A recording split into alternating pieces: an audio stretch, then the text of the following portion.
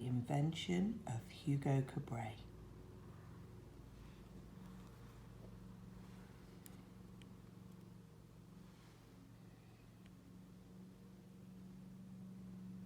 Part 1. The Thief.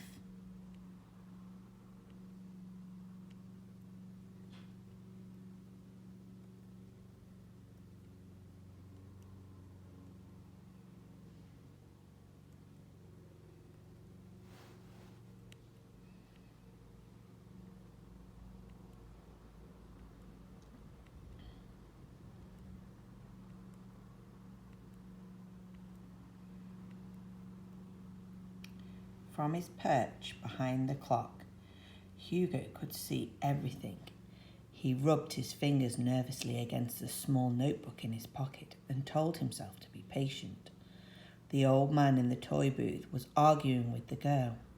She was about Hugo's age, and he often saw her go into the booth with a book under her arm and disappear behind the counter. The old man looked agitated today. He had figured out some of his toys were missing. Well, there was nothing to be done about that now. Hugo needed the toys. The old man and the girl argued some more, and she closed her book and ran off. Thankfully, within moments, the old man had crossed his arms in front of him and closed his eyes. Hugo crept through the walls, came out through an air vent, and hurried down the hall until he reached the toy booth. Nervously, he rubbed the notebook one last time, then cautiously lowered his hand around the wind-up toy he wanted. But suddenly there was a movement from inside the booth, and the sleeping old man sprang to life. Before Hugo could run, the old man grabbed his arm. The little blue wind-up mouse Hugo had taken fell from his hand, skidded across the counter, and landed on the floor with a crack. "Thief! Thief!" the old man yelled down the empty hallway. "Someone called the station inspector." At the mention of the station inspector, Hugo panicked. He twisted and tried to get away, but the old man pulled hard on his arm and wouldn't let go. "I finally caught you. Now empty your pockets." Hugo growled like a dog. He was furious with himself for being caught. The old man squeezed tighter until Hugo was practically standing on his toes. "You're hurting me." "Empty your pockets." Reluctantly, one by one, Hugo pulled out dozens of objects, screws and nails and bits of metal, gears and crumpled playing cards, tiny pieces of clockworks, cogs and wheels. He pulled out a crushed box of matches and some small candles. "You have one more pocket to go," the old man said. "There's nothing in it." "Then turn it inside out." "I don't have anything of yours. Let me go."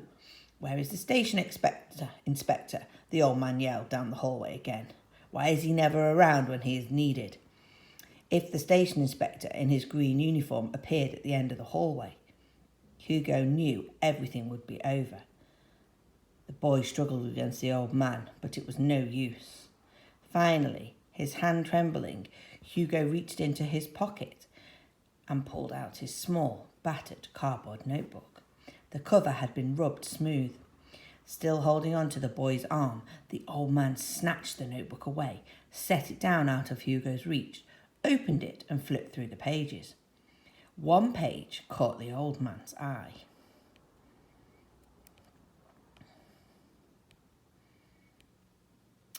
"Give that back to me. It's mine," cried Hugo.